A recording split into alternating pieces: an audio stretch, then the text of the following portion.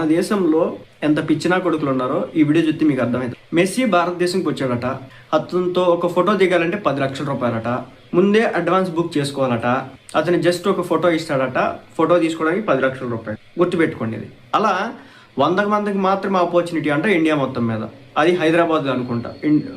100 మందికి మాత్రమే ఆపర్చునిటీ అంటే 10 కోట్ల రూపాయలు. పక్కన పెట్టండి. మెస్సీకి సంబంధించి అసలు మన దేశంలో ఫుట్బాల్ ఎవడు ఆడతాడు, ఎక్కడ ఆడతారు? మన దేశంలో ఫుట్బాల్ కి సంబంధించి క్రేజ్ ఏమైనా ఉందా? క్రికెట్ తో కంపేర్ చేస్తే ఫుట్బాల్ ఎక్కడ ఉంది? మన ఇళ్లలోనైనా బ్యాట్ బాల్ పట్టుకుంటారు కానీ ఫుట్బాల్ పట్టుకుని ఆడతారా? లేరు కదా. ఏంటంటే కోల్కతాలో ఒక దిక్కుమాల ఇన్సిడెంట్ జరిగిందన్నమాట. అసలు ఎక్కడ ఈ దిక్కుమాల తంతులన్నీ కూడా నాకు నార్త్ సైడ్ జరుగుతాయి, ఎందుకో తెలియదు. మన కోహ్లీకి ఒక 70 అడుగుల విగ్రహం కట్టినారంటే దానికి ఒక అర్థం ఉంది.